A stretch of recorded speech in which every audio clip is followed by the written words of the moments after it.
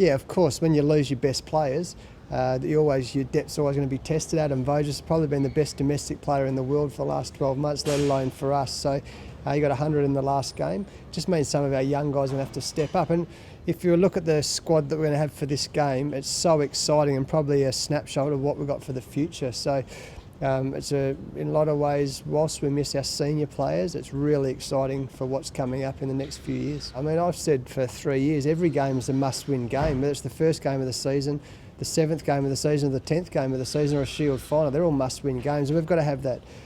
We've got to have that attitude going into all our games. It's going to be really nice. We've had to get back to the WACA. We've got 3 back-to-back games at the WACA. We've played on some really flat wickets around Australia throughout this summer, and it's something that I think we all need to have a look at the end of the season.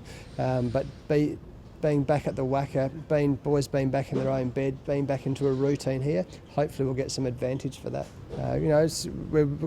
This is a very, like cricket wickets, this is a very important part of cricket going forward. The pink ball, if we can get it right, we know it's going to be a success day-night test cricket or day-night Shield game, but it's really important we get the ball right. I don't think it's going to, whether it's a dark green seam or a black seam or a white seam, it's just all part of the experiment of getting that right.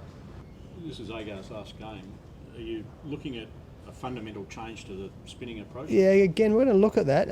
I'm not sure whether we're trying to get some clarity whether Ashton can play the next 2 games or just this game, because I think they fly out late after the Shield game. So, because if it was in the eastern states, you want to have a look at real fundamental look at changing it. Because it's at the WACA, where leg spinners don't often have as big an effect on the game, but finger spinners do. We might look at that. We might look at how we use our all-rounders. We might look at if we bring the extra quicks in as well. We've also got to manage our quicks well, where our depth's really being tested with our quick bowling at the moment.